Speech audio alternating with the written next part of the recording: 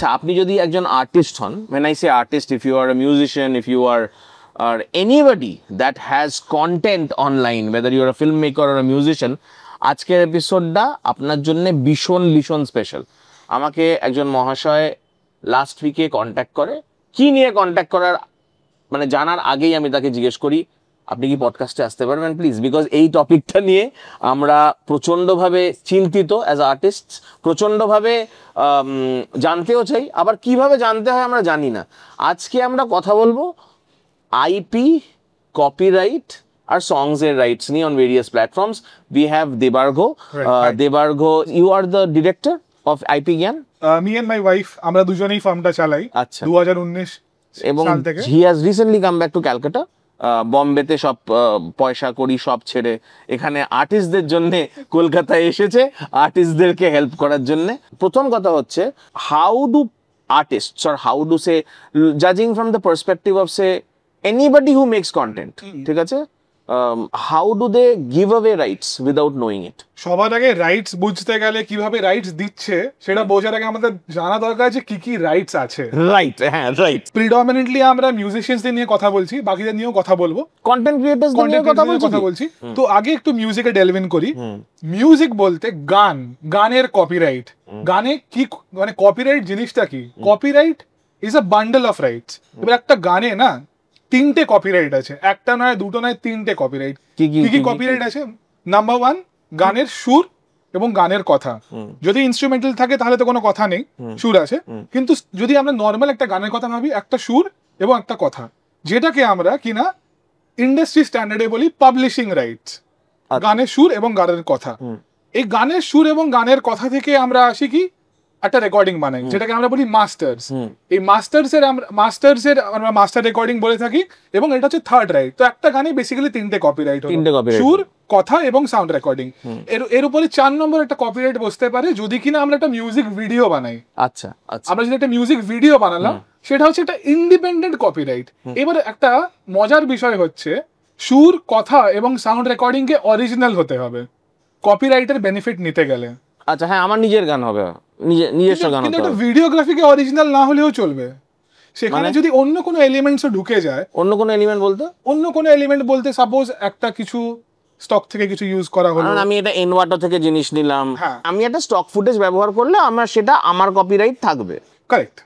মানে একটা music video basically আমরা যদি একদম বেসিকে নামি, মিউজিক ভিডিও কি? বেসিক্যালি ভিডিও মানে হচ্ছে মুভিং ইমেজেস। এবার মুভিং ইমেজও একটা কপিরাইট। এবার এতগুলো ইমেজ মুভ করছে, সেগুলোর একটা সমষ্টি হচ্ছে ভিডিও কপিরাইট। আবার খুব কনফিউজড হয়েছে। আচ্ছা, আমি 100 ভাবিনি, আমি একটা গান বানালাম, ঠিক আছে, এবারে ইউ এক্সপ্লেন 3 রকমের কপিরাইট আছে।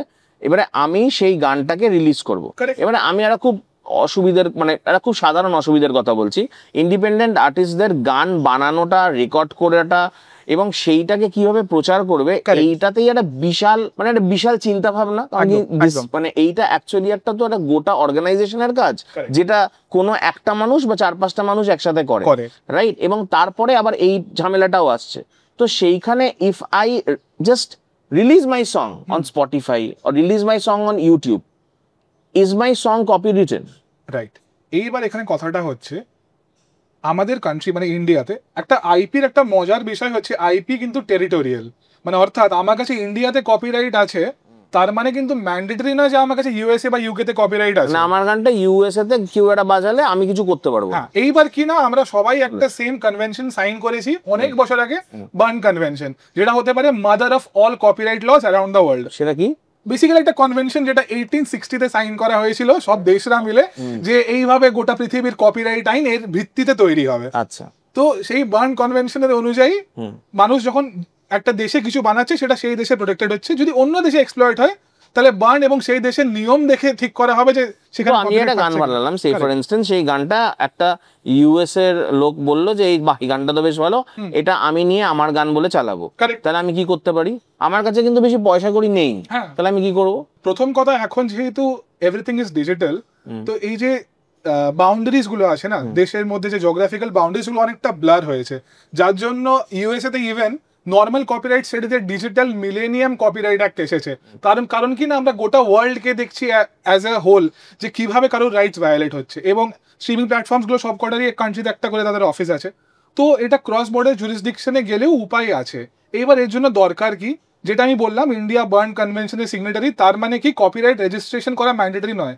ভালো জিনিসটা হচ্ছে একটা আর্টিস্ট একটা কিছু ক্রিয়েট করলো, সেটা গানের কথা হতে পারে, সেটা গানের সুর হতে পারে, সেটা the moment he or she completes it copyright তাতে এক্সিস্ট করছে। দারুণ ব্যাপার। এই যে এটা তুমি বলছো, এই যে তুমি বলছো কপিরাইট করা, Correct. is releasing a song copywriting a song? No, not at all. So what is it? Tell me the difference. Releasing a song is you're basically putting your song out for listening. আগেকার দিনে লোকরা record লেভেলের কাছে যেত, ওরা ভিনাইলে বা ক্যাসেটে ওটাকে ছাপতো, বিক্রি হতো। এখন সেম জিনিসটা কি হচ্ছে না, স্ট্রিমিং প্ল্যাটফর্মে যাচ্ছে, ওখান থেকে মাল্টিপল ডেটা কনজাম্পশনে সবাই স্ট্রিম করছে, শুনছে। মানে বেসিক্যালি আমি যদি একটা গান ইউটিউবে ছাড়ি, তার মানে সেই গানটার উপরে আমার কপিরাইট নেই?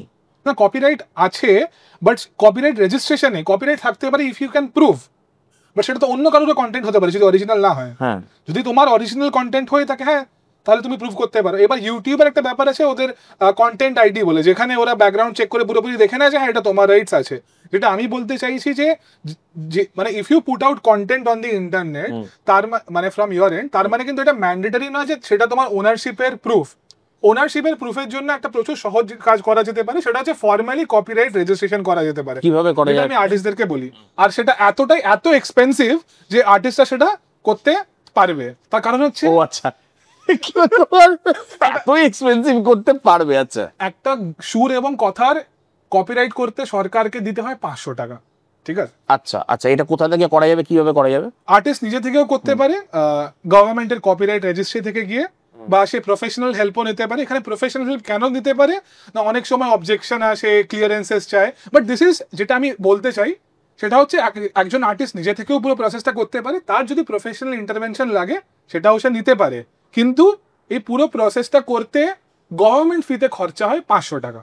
গট ইট। আচ্ছা, আমি তো বেশিরভাগ আর্টিস্টদের চিনি। কারেক্ট। মানে বেশিরভাগ না, মানে এখানকার কিছু আর্টিস্টদের চিনি। আমিও কোনো একটা জায়গায় গিয়ে একজন আর্টিস্ট হয়তো, তো আমি চিন্তা ভাবনাটা জানি, কেউ নিজে করবে না। তো আমার কথাটা হচ্ছে যে এইটা যদি if I come to IP Gyan, এখানে তুমি বসে আছো, আমি একটা থার্ড পার্টির নাম দেবো না, তোমার কোম্পানির নাম নেবো। তো আমি যদি আইপি জ্ঞানের কাছে আসি, I am an independent artist, আমি একা 4টে গান বানাচ্ছি, আমি যাতে 4টে গান লোককে পৌঁছাতে পারি, আমি আমার গান বাজাতে পারি, আমার কিরকম খরচা পড়বে জাস্ট কপিরাইট করাতে? জাস্ট কপিরাইট করার জন্য। এবার আমি সেটা বললাম, গানের সুরেও কপিরাইট আছে, কথাতেও কপিরাইট আছে, সাউন্ড রেকর্ডিং এও আছে। এবার তাহলে 4টে গান মানে 4 মানে তুমি কি 12টা কপিরাইট অ্যাপ্লিকেশন করবে, তাহলেও কিন্তু 6000 টাকা হয়ে যাচ্ছে গভর্নমেন্ট ফি। আমি সেটা বলবো না করতে, কারণটা কি, সুর এবং কথা থেকেই তো না আসছে sound recording. So you can make multiple sound recordings out of the same composition and lyrics. Exactly. So what is important is you copyright the composition and the lyrics. আচ্ছা। And professionally fee can range somewhere within 1000 থেকে 2000 টাকা, that's it. Even আমরা এখন একটা platform বানাচ্ছি, যেটা আমি disclose করলাম, সেটা হচ্ছে যেখানে ইটস আ ডিআইওয়াই প্ল্যাটফর্ম, নিজে আসো, ড্র্যাগ ড্রপ করো। আমরা এত বছর ধরে ট্রেন করেছি একটা রোবোটিক প্রসেস অটোমেশনকে, ও তোমাকে হেল্প করবে কপিরাইট ফাইল করার জন্য। যেখানে লয়ার লাগবে সেখানে লয়ার আসতে পারে, বাকি টাইমে লয়ারও লাগবে না। মানে আমি যদি একটা সাধারণ সিঙ্গার সং রাইটার হই, বা একটা ব্যান্ড হই, বা একটা আর্টিস্ট হই, বা একটা কন্টেন্ট ক্রিয়েটর হই, আমি যদি একটা পিস অফ মিউজিক, আমি আপাতত মিউজিকটা নিয়ে কথা বলছি, একটা পিস অফ মিউজিক যদি আমি বার করি, তাহলে আমার 2টো কপিরাইট পার গান নেওয়াটা দরকার, এবং নিলে I am safe in India. Right, বুঝেছি ঠিক করে? কারেক্ট। তাহলে আপনারাও একটু বুঝেছেন তার মানে। হ্যাঁ, এটা হচ্ছে ব্যাপারটা। দ্বিতীয় কথা হচ্ছে, let's go to the second step, right? সেটা হচ্ছে I am an artist, I am an intermediate artist, correct, ঠিক আছে, and somewhere I would want to associate with a label. আচ্ছা, ঠিক আছে, একটা খুব কমপ্লিকেটেড পিস অফ পেপার সামনে আসে। কারেক্ট। বেশিরভাগ আর্টিস্টরাই এটাকে প্রথমবার ফেস করে। তো তো আমরাও যখন ফেস করেছিলাম অনেক বাঁশ খেয়েছি, বাই দ্য ওয়ে। আমরা 90% অফ দ্য টাইম আমরা যেটা দেখেছি, the contracts are very one sided, unilateral, ঠিক আছে, প্রচন্ড ভাবে ওয়ান সাইডেড। এবং অনেক সময় লেবেলসরা এটাও বলে যে we will sign a contract, let's start work. একদম, এই দুটো জিনিস করা হয়, যেটা আমি রেগুলার শুনি যত ইন্ডিপেন্ডেন্ট আর্টিস্টদের আমি রিপ্রেজেন্ট করে থাকি। कॉन्ट्रैक्ट तो अलमारी में चला जाएगा, अरे क्या है, रिलेशन के ऊपर धंधा है। এক্স্যাক্টলি। তো এতই যদি রিলেশনের উপরে ধান্দা, তাহলে ভার্বাল কন্ট্রাক্ট করো না। ইন্ডিয়াতে ভার্বাল কন্ট্রাক্ট তো চলে। সেটা কি? যেমন আমরা এখানে বসে কথা বলছি, আমি তোমাকে বললাম যে আমরা এরপরে বিরিয়ানি খেতে যাব, বাহ, তুমি বললে ঠিক আছে। কন্ট্রাক্ট ইজ বেসিক্যালি কি, অফার এন্ড অ্যাকসেপ্টেন্স। আমি তোমাকে জিজ্ঞেস করলাম বিরিয়ানি খাবে, হ্যাঁ খাবো, তুমি বললে হ্যাঁ। তুমি বললে কোথায়, আমি বললাম কোথায় খাবে, হ্যাংলাথেরিয়ামে খাবো, তুমি বললে হ্যাংলাথেরিয়ামে খাবে। চলো আমরা 2টোর সময় গিয়ে বিরিয়ানি খাই, 2টোর সময় আমরা বিরিয়ানি খাবো। এইবার এই কথাটা আমরা বললাম, হ্যাঁ ঠিক আছে, বললাম কি বিরিয়ানি খাবো, আমরা ধরে নিচ্ছি মাটন বিরিয়ানি, মাটন বিরিয়ানি তো খাবো। একদম আমরা নিচ অব্দি পৌঁছে গেছি, এবং তার সঙ্গে আমরা হয়তো রায়তাও নেবো বা একটা চাপও নেবো, আমরা রায়তাও নেবো, একটা চাপও নেবো, আর আমরা মাটন বিরিয়ানি খাবো। মাটন বিরিয়ানি খাবো। তো এটা একটা হয়ে গেল ভার্বাল কন্ট্রাক্ট। এবার সাপোজ আমি ঠিক 1:30টার সময় বললাম না না না আমার হবে না, আমার কাজ পড়ে গেছে, এই তো, তো এটা কিন্তু একটা ভার্বাল কন্ট্রাক্ট, তাহলে you are just my friend, তখন তাহলে কিন্তু এটা ব্রিচ হয়ে গেল। বাট এই ব্রিচটাকে প্রমাণ কি করে করবে কোর্টের সামনে? এই তো আমাদের কাছে ভিডিওগ্রাফিক এভিডেন্স আছে, তুমি আমাকে বলেছো, জেনারেলি তো থাকে না, সেটা তো থাকে না, এক্স্যাক্টলি সেটা থাকে না নরমালি। বাট এই জন্য ভার্বাল কন্ট্রাক্টের দাম কোর্টের সামনে নেই, কিন্তু verbal contracts are allowed by ল।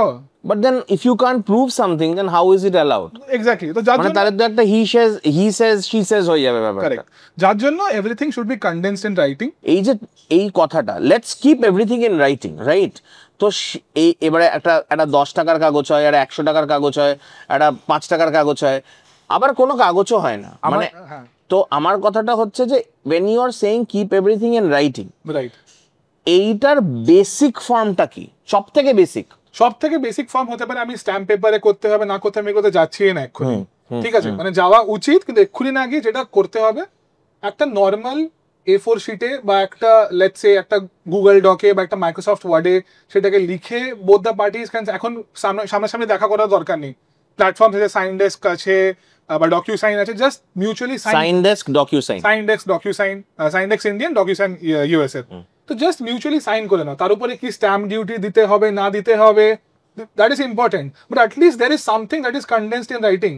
আজকে যদি ওটাতে, যেটা তুমি বললে 10 টাকা স্ট্যাম্প পেপার না 100 টাকা স্ট্যাম্প পেপার, মানে যেটা এখানে খুবই প্রচলিত সেটা হচ্ছে লোকজন জানেই না কিসে কি করতে হবে। মুভির কন্ট্রাক্ট দেখছি 1 কোটি টাকার মুভি হচ্ছে 100 টাকা স্ট্যাম্প পেপারে, দেখেই আমি উড়ে গেলাম, আরে এটাই তো ইন্ডাস্ট্রি প্র্যাকটিস। তো ব্যাপারটা হচ্ছে গভর্নমেন্ট কখন অ্যাকশন নেবে, একটা কোর্ট অফ ল কখন অ্যাকশন নেবে, যখন তাকে তার ডিউ স্ট্যাম্প ডিউটি দেওয়া হয়েছে একটা ইনস্ট্রুমেন্টের এগেনস্টে। বেসিক্যালি কি একটা কন্ট্রাক্ট একটা ইনস্ট্রুমেন্ট, যেমন টাকা একটা ইনস্ট্রুমেন্ট ফিনান্সের দিকে, তেমনি কন্ট্রাক্ট একটা ইনস্ট্রুমেন্ট।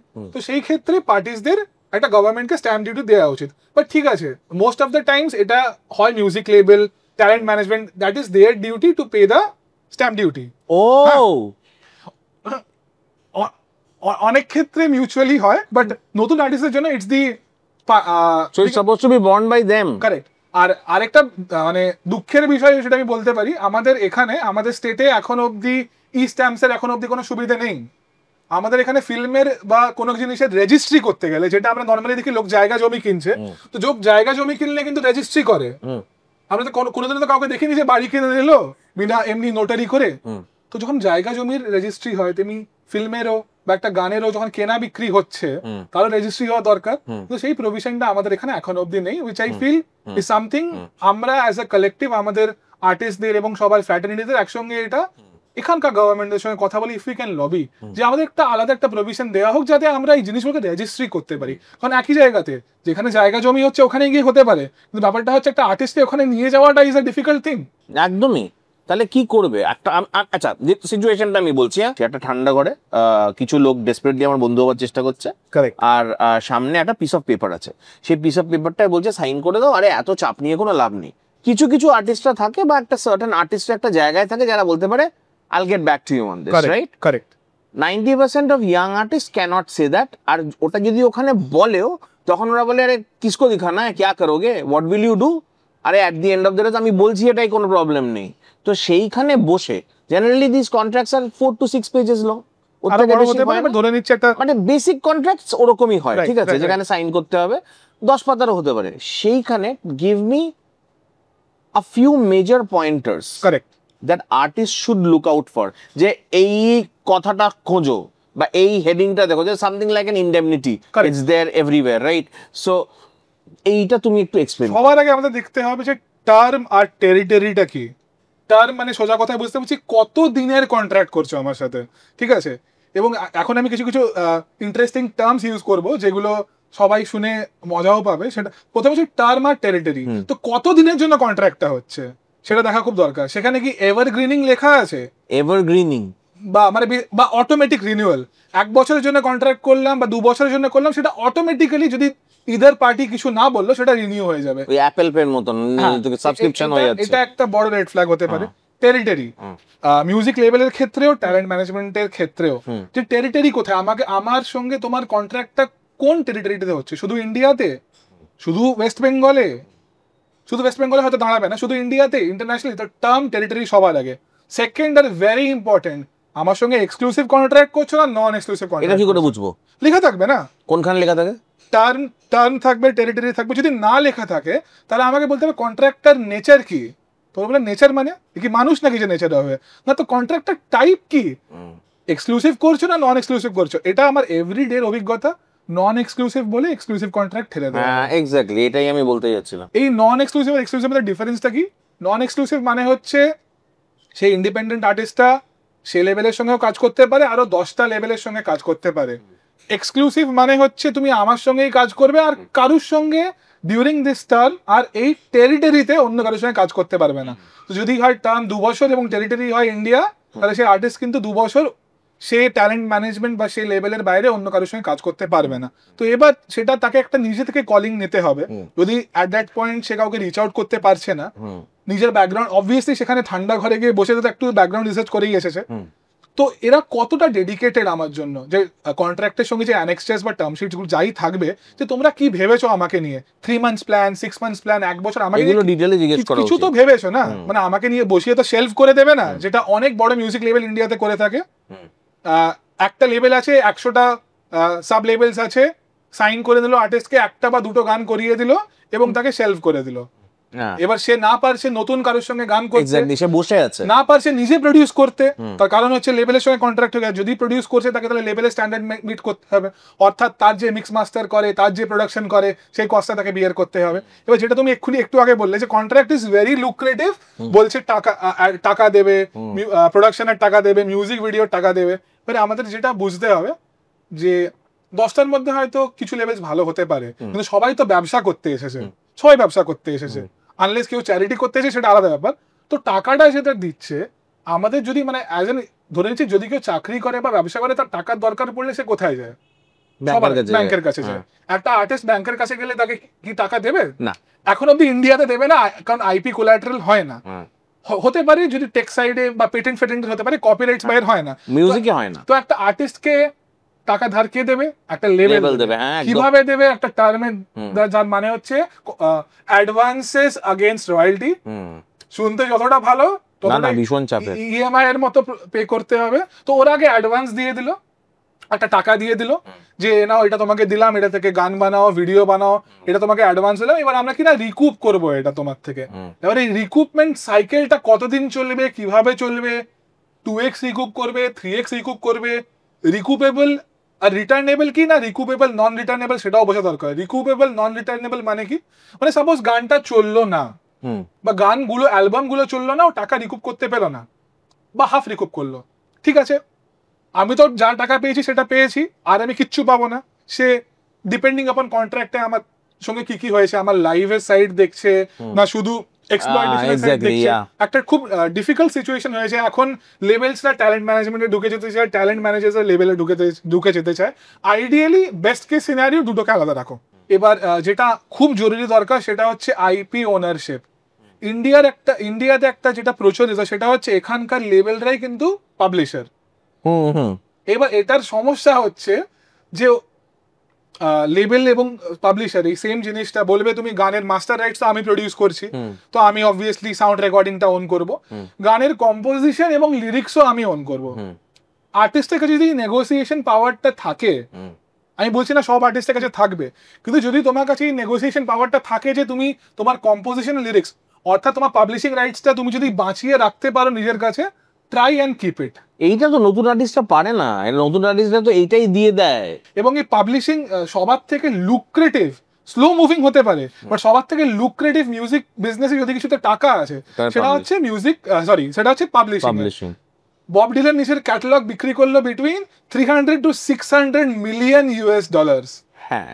এবার হ্যাঁ, তিনি বব ডিলান, তিনি এত টাকায় বিক্রি করেছে, কিন্তু পাবলিশিং ক্যাটালগটা উনি বিক্রি করেছেন। আমার এটাতেই, and is there anything else that we need to keep in mind? তুমি বলছিলে 1 2 3 করে যাচ্ছিলে। হ্যাঁ, আইপি ওনারশিপটা নিজের কাছে রাখতে হবে। What if I lose out on it? Sound recording তো নেবেই, সাউন্ড রেকর্ডিং তো নেবেই। যদি কম্পোজিশন আর লিরিক্সও নিতে চায় তাহলে do it in a manner, বলে যে না তাহলে বি মাই পাবলিশার, কারণ যেটা মোস্ট ক্ষেত্রে বললাম যে এরাই পাবলিশার, তো পাবলিশিং পার্টটা তুমি কন্ট্রোল করো, তুমি রয়্যালটি পাবে।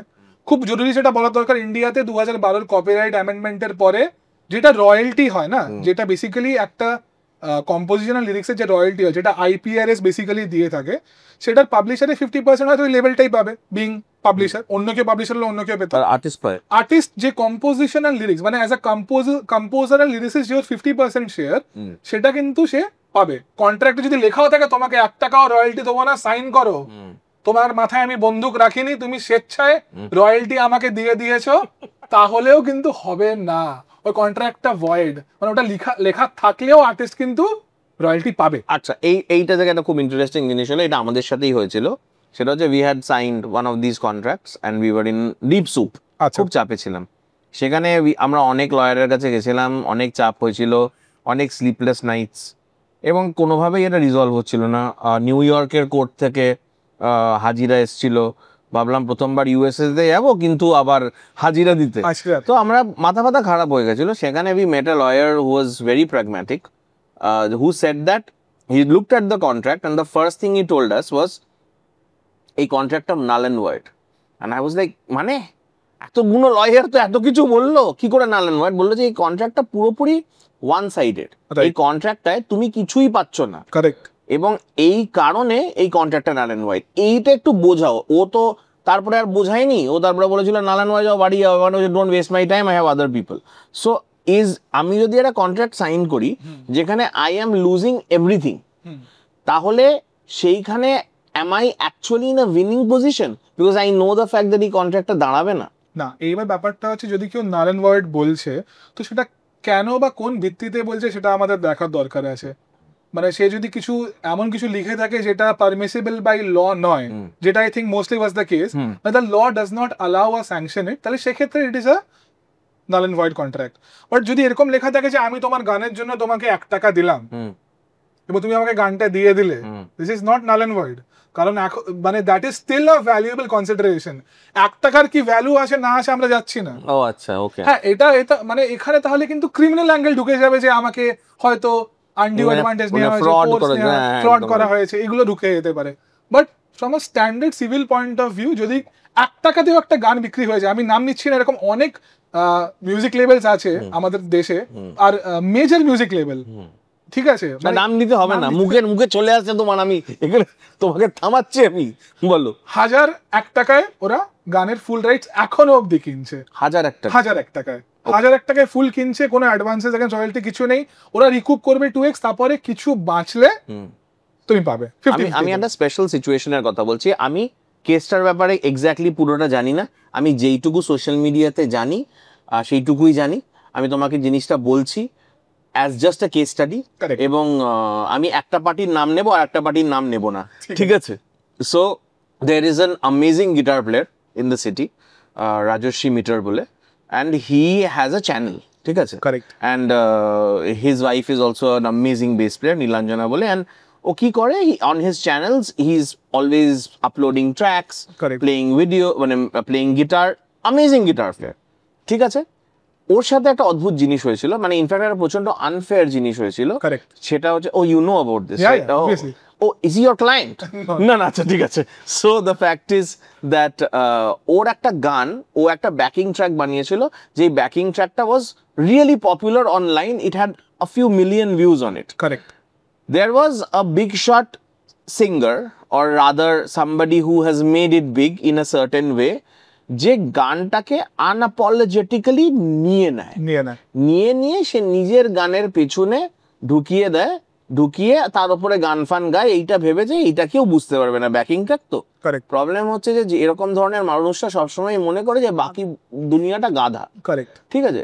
অবভিয়াসলি ট্র্যাকটাকে চেনা যায়, ঠিক আছে, এবং সেইটায় মানে নীলাঞ্জনাকে, রাজর্ষিকে একটা বিশাল হিউম্যান ক্রাই করতে হয়, সোশ্যাল মিডিয়াতে পাগলের মতন লিখতে হয়, আমরা সবাই লিখি, তাতে পুরো মিউজিশিয়ান কমিউনিটি কোনো একটা জায়গায় একটা আপলোডে গিয়ে what we saw was an apology, correct, that's it.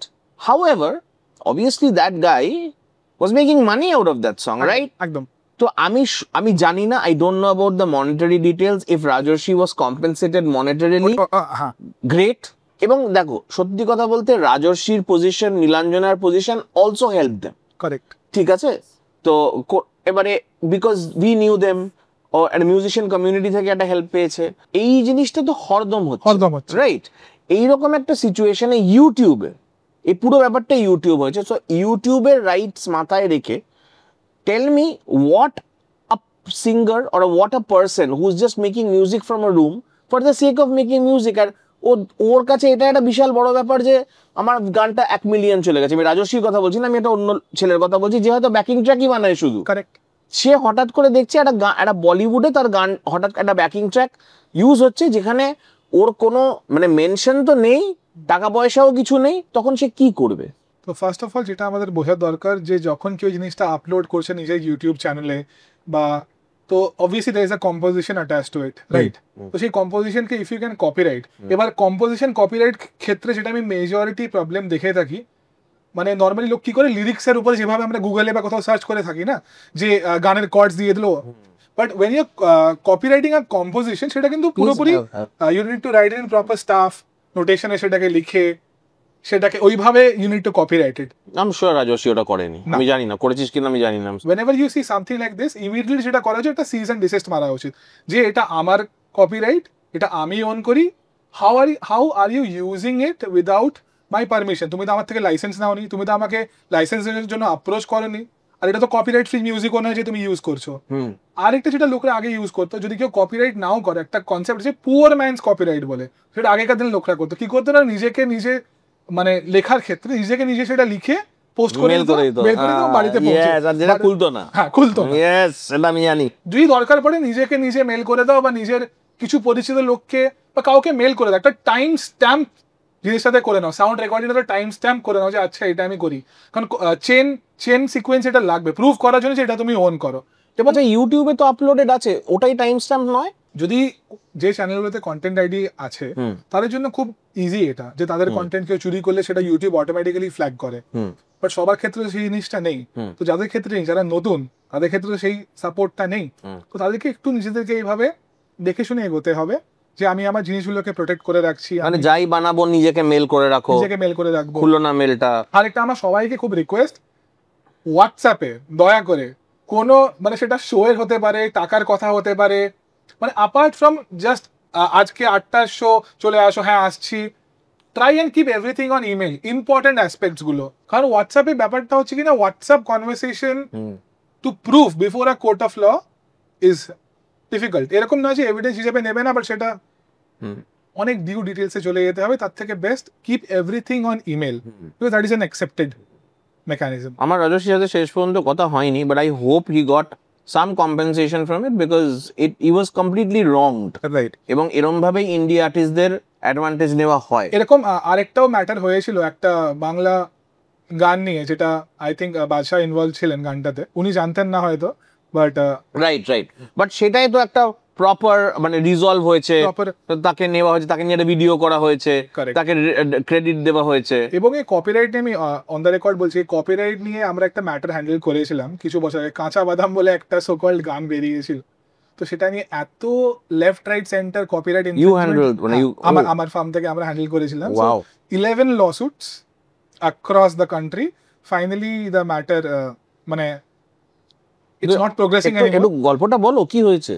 তো ব্যাপারটা হচ্ছে, যিনি গানটা গেয়েছিলেন বা যিনি গানটা লিখেছিলেন, উনি প্রথমে একটা মিউজিক লেবেলকে জিনিসটা সেল করেন। এবার এখানে যে মিউজিক লেবেলকে সেল করা হয় সে অতটা প্রপার বা স্ট্রাকচারাইজ নয়, তো উনি ওটাকে সেল করেন, তো তার সঙ্গে ওনার ডিল হয়। তারপরে উনি যে কপিরাইটটা বিক্রি করেছেন ওটা ওনার আইডিয়া নেই, কিভাবে বিক্রি করেছেন কপিরাইট জিনিসটা, খায় না সেটা, মাখে না সেটা, কি করে, অতটা ওনার আইডিয়া ছিল না। তো সাবসিকুয়েন্টলি ওনাকে অনেক লোকরা কিছু টাকার বিনিময়ে অ্যাপ্রোচ করেন এবং উনি কাগজ সই করেন, কারণ উনি ওর বিনিময়ে টাকা পাচ্ছেন। হ্যাঁ, কারণ টাকাটাই মেন তো তার কাছে, না? টাকাটা তার কাছে মেন। কিন্তু ব্যাপারটা হচ্ছে একটা কপিরাইট যেমন একটা যে কোনো ট্যাঞ্জিবল অ্যাসেটের একটা টাইমে একজনই ওনার হতে পারে বা জয়েন্ট ওনার্স হতে পারে, তেমনি একটা কপিরাইটেরও একটা টাইমে একজনই বা জয়েন্ট ওনারশিপ হতে পারে। এতজন তো ওন করতে পারেন একটা কপিরাইটকে না। তো তাহলে কি হলো তারপরে? সো ফাইনালি আরেকটা যেটা মানে সবার জানা উচিত, যে লিটিগেশনে কোনো কিছু গেলে, আনফর্চুনেটলি বা ফর্চুনেটলি, আমি নিজেকে হ্যাঁ I am a lawyer, but ব্যাপারটা হচ্ছে litigation in entertainment industry will lead you nowhere unless সেটা খুব বড় সড়ো ইনজাংশনের ব্যাপার বা কোনো কিছু টাইটেল নিয়ে লড়াই চলছে বা আইপি নিয়ে লড়াই চলছে, and if you can really pursue it, you should pursue it, otherwise you should try to settle it. Oh that's why you guys keep telling us না কোর্টে যেও না। না, আমি তো সবসময় অ্যাডভাইস করি যে, বিকজ এরকম মানে মুভির ক্ষেত্রে বলি, এরকম অনেক ক্লায়েন্টস যার জন্য কাজ করেছি, বিগত 1.5-2 বছর আগে হয়তো মুভি নিয়ে ঝামেলা শুরু হয়েছে, এখনো অবধি চলছে। ফাইনালি এখনের যেটা সিনারিও, যে আমি জানি আমার পুরো জিনিসটা আবার স্পার্ক আউট করে উঠবে, কেন এখন প্রেজেন্ট আপডেট হচ্ছে কিচ্ছু হয়নি, সব লসুটসের মতো পড়ে আছে, ডেটের পর ডেট চলছে। মানে উনি কোনো পয়সা পাচ্ছেন না, উনি এখন আর কি পাচ্ছেন আমি জানি না, লাস্ট 1-1.5 বছর ধরে ম্যাটারটা আমরা দেখছি না, কেউই দেখছে না অ্যাকচুয়ালি, টু বি অনেস্ট, কেউই দেখছে না। তো বাট ওনাকে আইপিআরএস এর রেজিস্ট্রেশন করানো হয়েছিল টু গেট হিজ রয়্যালটি। এবার জানি না উনি কতটা রয়্যালটি পেয়েছেন না পেয়েছেন সেটা আমার জানা নেই, বাট ম্যাটারটা রিজলভ হয়নি। আইপিআরএস রেজিস্ট্রেশনটা না একটা ধোঁয়াশার মতন, রাইট? মানে আইপিআরএস কে এত টাকা দিতে হবে সেটা আইপিএস কে কোনো টাকা দিতে হয় না, সবার আগে বলি, আইপিআরএস কে কোনো টাকা দিতে হয় না। আইপিআরএস টা কি? আইপিআরএস এর ফুল ফর্ম হচ্ছে ইন্ডিয়ান পারফর্মিং রাইটস সোসাইটি। এবার আইপিআরএস কি করে সেটা আগে একটু বলি। একটা গানে যে কম্পোজিশন এন্ড লিরিক্স আমি বললাম, সেটা থেকে দু ধরনের রয়্যালটি আসতে পারে। একটা হচ্ছে মেকানিক্যাল রয়্যালটিস, একটা হচ্ছে পারফরমেন্স রয়্যালটিস। মেকানিক্যাল রয়্যালটি কি, আগেকার দিনে সিডিতে বা ভিনাইলে গান প্রেস করা হতো, তো এটা একটা মেকানিক্যাল প্রসেস, যতবার প্রেস করা হচ্ছে ততবার একটা করে কপি বেরোচ্ছে। এখন কি হয়, সেটা স্ট্রিম হয়, ডেটা কনজাম্পশন হয়, তো আর ছাপা হচ্ছে না, ডেটা কনজাম্পশন হচ্ছে। তো সেটার জন্য যে রয়্যালটিটা প্রাপ্য সেটাকে বলা হয় মেকানিক্যাল রয়্যালটিস। আর পাবলিক পারফরমেন্স রয়্যালটিস কি না, যখন একটা লাইভ বাজছে বা হয়তো আমরা এখানে বসে আছি, এখানে হয়তো একটা গান বাজছে, এবার গান বাজলে সেটা শুধু সাউন্ড রেকর্ডিং বাজছে, বাট সাউন্ড রেকর্ডিং কি কথা এবং সুর ছাড়া বানাতে পারবে? পারবে না, ওটা পাবলিক পারফরমেন্স। তো আইপিআরএস বেসিক্যালি কি করে, প্রত্যেক 1 টাকার মধ্যে 50 পয়সা পাবলিক পারফরমেন্স, 50 পয়সা মেকানিক্যাল, এই করে 1 টাকা বানায়।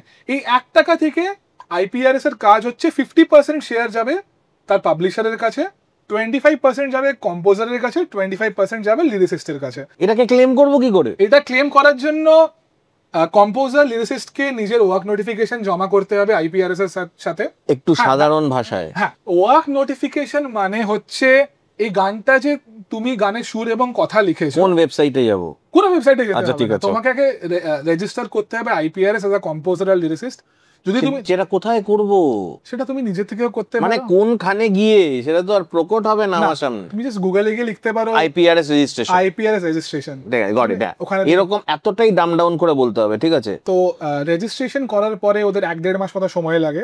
এখন আরো অনেক ফাস্ট ট্র্যাক হয়ে গেছে, আমাদের কলকাতা অফিসে কম্পারেটিভলি অনেক ভালো। এবং এইটা করতে কত টাকা লাগে? 1200 টাকা ফিস নেয়। That's it. হ্যাঁ, from a composer and lyricist 1200 টাকা নেয় আইপিআরএস এর। ওকে, এন্ড দেন তুমি রেজিস্ট্রেশন হয়ে গেলে তোমার বাড়িতে ডিড পাঠাবে, সাইন করলে। আমি এটা অন দ্য রেকর্ড বলতে চাই, আমি এখন নিজে যদিও খুব বেশি গান বাজনা করি না, বাট যাই গান বাজনা আগে করেছি বা যতই অরিজিনাল মিউজিক লিখেছি, প্রত্যেক বছর কিন্তু আমার অ্যাকাউন্টে আইপিআরএস এর থেকে টাকা ঢোকে। এবার আমি জানি না লয়ার বলে ঢোকে না কিসের জন্য ঢোকে জানি না, কিন্তু প্রত্যেক বছর লাস্ট 3 বছর ধরে আইপিআরএস এর থেকে দিওয়ালির টাইমে 8,000 টাকা করে পেয়েছি। আমি অন দ্য রেকর্ড বলছি, আমার কোনো এতে নেই। ওরা টাকা 8,000 টাকা is a lot of money man. 8,000 টাকা। এবার আমি জানি না আমার গানে কত কি স্ট্রিম হয়েছে না হয়েছে, আমি জানি না আমার গানগুলো কেউ এখনো শুনছে কিনা। 2017 পরে আমি আর গান বানাইনি। Believe me, 8,000 টাকা a year might be not, but there are কিছু না করে gigs that pay lesser than 8,000 টাকা, and it hits your account প্রত্যেক বছর। and all you have to do is go 1200 টাকায় রেজিস্টার করতে হবে one time and you register and you become a member। এবার ওয়ার্ক নোটিফিকেশন জমা করে। Work notification মানে কি, প্রত্যেকটা, যেমন আমাদের একটা করে আধার কার্ড আছে এবং প্রত্যেকটা গানেরও একটা করে আইএসআরসি কোড আছে, মানে একটা সাউন্ড রেকর্ডিং এর কোড আছে। তো সেরকম কিছু ডিটেলস ফিল আপ করতে হয়। সো আমার একটা অ্যাকাউন্ট বানানো আছে, আমি খুব পাতিভাবে দেখছি, শব্দগুলো ছাড়া। তারপর আমার একটা অ্যাকাউন্ট হয়ে গেল আইপিআরএস এ, আমি একটা গান বার করলাম, সেই গানটাকে গিয়ে আমাকে ওখানে রেজিস্টার করতে। কারেক্ট, ওটাকে আমরা বলছি ওয়ার্ক নোটিফিকেশন। এইবার যে ওয়ার্ক নোটিফিকেশন রেজিস্ট্রেশন, এইটা করতে কত টাকা লাগে? এটা করতে আইপিআরএস 1 টাকাও নেয় না। প্রফেশনালি যদি আর্টিস্ট না করতে পারে, অনেকে মার্কেটে হেল্প করে থাকে, অনেক প্রফেশনালস আছে। How much do you charge? Typically let's say a song is between 100 and 150 rupees. That's it. IP Gyan ছাড়া আমার আরেকটা কোম্পানি আছে কালচার সিঙ্ক বলে, যেখানে আমরা বেসিক্যালি পাবলিশিং অ্যাডমিনিস্ট্রেশন করে থাকি for a lot of major levels in India. বিদেশি লেভেলেও করে থাকি এবং ইন্ডিপেন্ডেন্ট আর্টিস্টদের জন্য করে থাকি। Rate is same. আমরা 100 টাকাতেই করি। On the record, একটা গান you want to submit a work notification, it's 100 rupees. And of course there's a fee that you guys charge on top. বললাম 100 টাকা। That's it. হ্যাঁ, আইপিআরএস তো কিছু নিচ্ছে না। আইপিআরএস কেন নেবে? আইপিআরএস যে তাহলে টাকাটা, এটা করি না কেন আমরা? এ কি? তো এটা গেল আইপিআরএস এ যে রয়্যালটিটা, তারপরে once you submit the work notification, তখন ওরা দেখবে যে কোথায় কি স্ট্রিম হচ্ছে না হচ্ছে, এবং সেই হিসাবে তোমাকে রয়্যালটি পাঠাবে।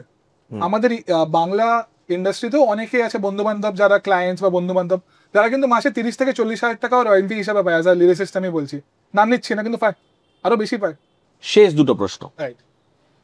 সেটা হচ্ছে copyright strikes are the big deal on YouTube. Correct. এবং 3টে স্ট্রাইকে চ্যানেল ফ্যানেল সাসপেন্ড করে দেওয়া হয়। একদম। প্রচুর আর্টিস্ট এরকম আছে যারা কাভার গান গায় এবং Correct. তারা নানা রকম ভাবে কাভারকে ম্যানিপুলেট করে, অনেক সময় কাভার অরিজিনাল সংটার থেকেও বেশি ভিউজ পেয়ে যায় বা বেশি অ্যাক্লেমেশন পেয়ে যায়। সেইখানেও তারা কিন্তু আর্টিস্টটাকে ক্রেডিট দিচ্ছে, এরকম না যে বলছে এটা আমার গান। কারেক্ট। সেইখানে কপিরাইট স্ট্রাইকের কারণটা কি, এবং can somehow covers be monetized? এই দুটো প্রশ্নের উত্তর তোমাকে দিতে হবে। ঠিক আছে, প্রথম প্রশ্নটা একটা পার্টে আছে, তুমি বললে ক্রেডিটস দিচ্ছে, ঠিক আছে, মানে বাট ক্রেডিটস দেওয়া মানে কি পারমিশন হয়ে গেল? সেটা তো তুমি বলবে, বলো। সেটা নয়। ধরো আমি ধরো আমি তোমার একটা গান কভার করছি, আমি লিখে দিলাম যে আমি তোমার গানটা কভার করছি, বাট আমার টেকনিক্যালি তোমার গান কভার করার জন্য আমার লাইসেন্স দরকার। কি লাইসেন্স দরকার? আগে একটু লিগ্যালিটিতে আসি, তারপরে আমরা কমন সেন্সে সেটা বুঝবো। তো তোমার গান কভার করার জন্য আমার দরকার কি না, তোমার পাবলিশিং রাইটস তোমার থেকে দরকার। কারণ কি, তোমার পাবলিশিং রাইটস পেলেই আমি কভার বানাতে পারবো। মানে একটা মিউজিক লেভেলের কি তার সবার থেকে বড় ক্ষমতা কি? The right to first record, পাবলিশারের থেকে। যে প্রথম রেকর্ডিংটা আর্টিস্ট করলো, যেটা ইউএসএ তেও হয়, আগে হ্যারি ফক্স এজেন্সি করতো অরিজিনাল আর্টিস্ট বানানো, যার জন্য ইউএসএ কভার আর্টিস্ট প্রচুর, কারণ লোক $1 দিয়ে কভার বানাতে পারে এবং সেটাকে মনিটাইজ করতে পারে, রেভিনিউ স্প্লিট হয়ে যাবে। আমাদের দেশে কিছু নেই।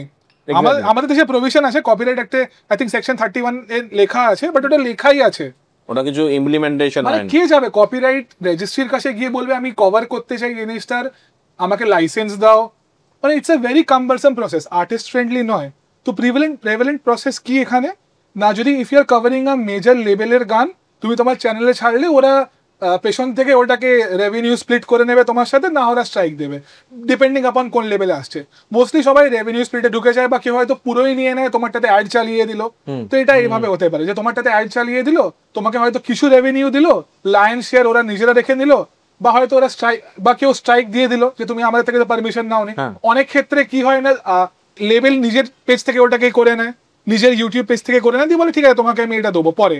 বাট ধরে নিচ্ছি যদি কেউ ইন্ডিপেন্ডেন্ট আর্টিস্টের গান কভার করছে, একটা ইন্ডিপেন্ডেন্ট আর্টিস্ট আরেকজন ইন্ডিপেন্ডেন্ট আর্টিস্টের গান কভার করছে, সেখানে যদি সে তার থেকে একটা পারমিশন নিয়ে নেয় বা একটা লাইসেন্স নিয়ে নেয়, এরকম নাকি লাইসেন্স থেকে তাকে লয়ারের কাছে যেতে হবে, তাকে একটা মেল লেখো যে আমি তোমার এই গানটা কভার করতে চাই, তুমি কি আমাকে পাবলিশিং রাইটসটা দেবে বা আমাকে একটা লাইসেন্স দেবে? সে তার বিনিময়ে একটা কিছু ফিজও দিতে পারে, সেটা 500 টাকা হতে পারে, 1000 টাকা হতে পারে, তার দুজনের আন্ডারস্ট্যান্ডিং এর ওপরে। এবং সে যখন সেটাকে পোস্ট করছে, সে সেটাকে মনিটাইজ করতে পারে, এবং যদি সেই ইন্ডিপেন্ডেন্ট আর্টিস্টের কন্টেন্ট আইডি আছে, কন্টেন্ট ফিঙ্গারপ্রিন্টিং আছে, সে সেখান থেকে সেটা স্প্লিটও হয়ে যেতে পারে। তো যেটা মোদ্দা কথা সেটা হচ্ছে ক্রেডিটস দেওয়া কিন্তু পারমিশন নেওয়া নয়। মানে আমি ডেসক্রিপশনে লিখে দিলাম তাহলে হবে না? ডেসক্রিপশনে লিখলে হবে না। যদি কোনো লেভেলের করছো তাহলে ওরাই তোমার পেছনে চলে আসবে জিনিসটা করার জন্য। তুমি যদি কোনো ইন্ডিপেন্ডেন্ট আর্টিস্টে করছো, which is again a very big area, কেউ সেটা নিয়ে এখনো ভাবছে না যে কভার লিগালাইজ করার জন্য আমরা এখানে কি করতে পারি। কারণ ইটস আ ডিউ প্রসেস। আমাকে তোমার গান কভার করতে গেলে আমাকে তোমার পাবলিশারকে রিচ আউট করতে হবে, তোমার পাবলিশারের কাছ থেকে আমি লাইসেন্স নিলাম, ঠিক আছে, এবং সেটা ইউটিউবের ব্যাক এন্ডে সেটা ক্লিয়ার হয়ে গেল, আমি কভার দিয়ে রোজগার করলাম। বা আমি একটা বড় লেভেল বা পাবলিশার আমি কভার করলাম, তারা ভিডিওতে এলো এবং সেখান থেকে একটা অ্যারেঞ্জমেন্ট হয়ে গেল। It's a case to case basis, এর কিন্তু কোনো থাম্ব রুল নেই। গট ইট, একদম ক্লিয়ারলি বুঝিয়ে দিলে তুমি এই ব্যাপারটাকে। আচ্ছা, now coming to a very important part. আমরা না এই মুহূর্তে একটা এমন জায়গায় আছি বা একটা সময় আছি যেখানে things like mix and mastering have become a part and parcel of even indie artists. Correct. Similarly, I think people are a little bit also concerned about আমার গানটা আমার থাকবে কি, বা আমার গানটা কিভাবে আমি কপিরাইট করব, বাট এখনো পর্যন্ত সেই ইনফরমেশনটা তাদের কাছে নেই। Correct. So you are available here. এই মুহূর্তে আমি হয়তো কলকাতা বা ওয়েস্ট বেঙ্গলের মিউজিশিয়ানদের সাথেও কথা বলছি, বা ইন্ডিয়ার হলেও he is available for every one of them, and I'm sure there are other companies as Absolutely, well. absolutely. But again, since you are sitting here, tell me, in what ways can IP Gyan help an artist, and what are the services that you offer? Very simple. Okay, primary হচ্ছে as an artist সবার আগে আর্টিস্টদের জানা দরকার, যেটা আমি সবার আগে বললাম যে আমার রাইটস কি আছে। এটা জানার জন্য কিন্তু লয়ারের কাছে আসার দরকার নেই, এটা সবাই আগে জেনে যাও। মানে যেমন কারোর কোনো রোগ হলে বা কোনো সমস্যা হলে ইউ ফার্স্ট যে হ্যাঁ আমার এখানে ব্যথা হচ্ছে বা এটা হচ্ছে, ডায়াগনোসিস করতে বলছি না, কিন্তু আগে বোঝো যে সমস্যাটা কি, তারপরে ডাক্তারের কাছে আমরা যাই। তো আগে বুঝতে হবে সমস্যা আছে বলে। First of all let's acknowledge that there is a problem, and তারপরে if you reach out, there are lot of professionals অনেক। Let's talk about your company only. তো সেটা একটা কন্ট্রাক্ট ভেটিং হতে পারে। ভেটিং মানে হচ্ছে সাপোজ তোমাকে কেউ একটা কন্ট্রাক্ট পাঠিয়েছে, সেটাকে তুমি জাস্ট দেখে বলবে, জাস্ট দেখে বলে দিলাম যে হ্যাঁ এটা ঠিক আছে, এটা ঠিক নেই, এবং এটাতে সামান্য এই চেঞ্জ করতে হবে, বা এই জিনিসটা একটু ওয়ান সাইডেড হয়ে যাচ্ছে, এটাকে একটু মিউচুয়াল করে নাও, জাস্ট স্পিক ইট আউট। ব্যাপারটা হচ্ছে we need to speak it out. তো এটা সবার আগে ইম্পর্টেন্ট, হয়তো কন্ট্রাক্ট করে দিলাম বা কারো কোনো ড্রাফটিং লাগবে। একটা খুবই প্রচলিত ট্রেন্ড লিগাল ইন্ডাস্ট্রিতে সেটা হচ্ছে যে template. But obviously template is cost effective, টাকা 1 টাকাও খরচা হয় না। বাট আমরা সবসময় ধরে নিই কেন যে দিস ইজ, আমি যদি একটা মানে আমার তো একটা বডির একটা মেজারমেন্ট আছে, আমি তো একটা যদি একটা জামা পরি বা একটা স্যুট পরি, আমি সেটা চাইবো যে সেটা that is customised as per my needs. তো সেম গোজ ফর কন্ট্রাক্টস। আর এটা ভাবার কিন্তু কোনোই দরকার নেই যে legal is very expensive or even expensive. This is, আমি সবাইকে বলতে চাইবো যে হ্যাঁ সবকিছুর যেমন একটা কস্ট আছে, there is some cost, but this is an important part and parcel. তো artists should not overlook legalities in their journey. Okay, and how will they get in touch with you? Your website, LinkedIn, কি করে? তারা you can reach me on my website, you can reach Information me আমরা সব description-এ দিয়ে on দেবো। email, phone call করলে I'm available on a phone call, however you would want to. I'm happy to meet. আমার we are primarily based out of Kolkata, আমাদের হায়দ্রাবাদে এবং Where are you, মানে অফিস কোথায় তোমার? Highland Park. Highland Park, nice. আমরা বম্বেতেও based আছি এবং হায়দ্রাবাদ, এবং আজকে আমি বিকেলে আজকে আমি বম্বে যাচ্ছি, আবার 2 দিন পরে আসবো। তো আমরা শাফল করতে থাকি এই 3টে জায়গার মধ্যে। So we are But it's really nice to know that, you know what, you are working for independent artists, because there is way more money in working for labels, I know. Right. But we need people like you to come forward and represent us in a way also. আর এটি ছোট্ট করে বলে দেবো, সেটা হচ্ছে sync বলে যে বস্তুটা এখন মার্কেটে চলছে, Yes. সেটা বলা একটু দরকার। ইন্ডিপেন্ডেন্ট আর্টিস্টরা যেটা খুব দেখা উচিত, যে নিজে যে গানগুলো বানাচ্ছ সেগুলোকে talk to a music supervisor, so that Who is this person? I will help you. Acha, oh, got it. I will help you. I know a lot of prominent music supervisors, sync agents in the country. নিজের ক্যাটালগটা পাঠাও, বলো যে আমার ক্যাটালগটা তোমার কাছে থাকুক, জানো না কোন দিন ব্রিফ চলে আসবে, in the song gets picked up, হঠাৎ করে ওটিটিতে চলে যাবে, হঠাৎ করে যাবে না, obviously ডিউ প্রসেস হবে, paper like very recently we have just seen, দুদিন আগে কি ভালো লাগলো that Parekhan Singh এর right one song is playing behind the spinny ad. I think I love you baby by I love you doll. Exactly, এবং আমি IPL এর মাঝখানে জিনিসটা দেখছি and ভীষণ আনন্দ হলো, এবং for the first time I'm seeing Sachin Tendulkar, it's spinny ad. Correct. হঠাৎ করে পেছনে গানটা বাজছে and I'm like, আরে I know this song, and it's মানে so great to see a independent artist getting represented that The way. market is picking up. I think next 5-10 years আরো exponentially grow করবে. So even our song got picked up for Family Man. Correct.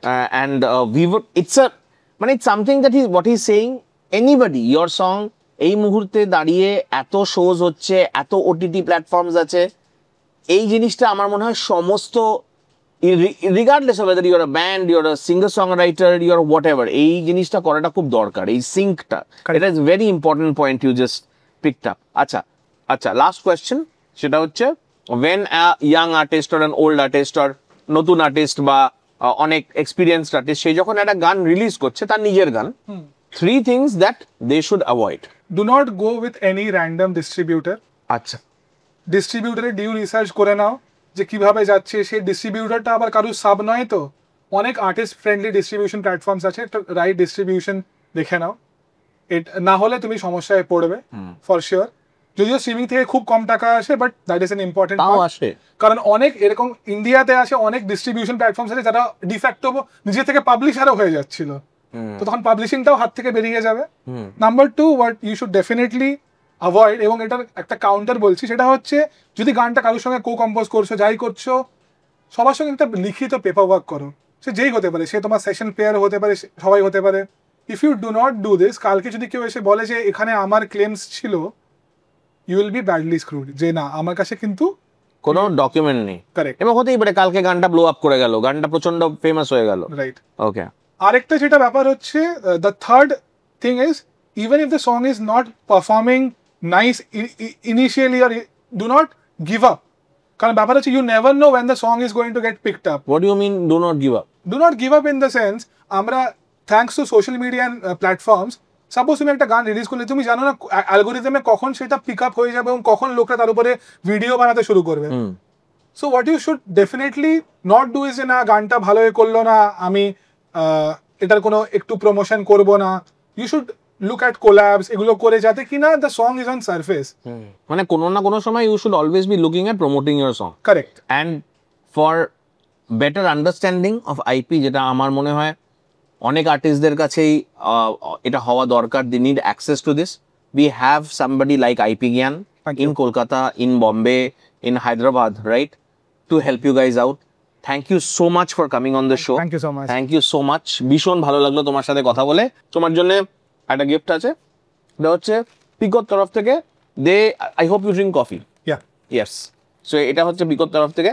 Thank you so much. This are pour over bags. তো তুমি একটা কাপের ওপরে just ব্যাগটা রেখে গরম জল ঢাললে you will be getting very very good coffee. Thank you so much for coming. আমরা কাটলাম, ঠিক আছে?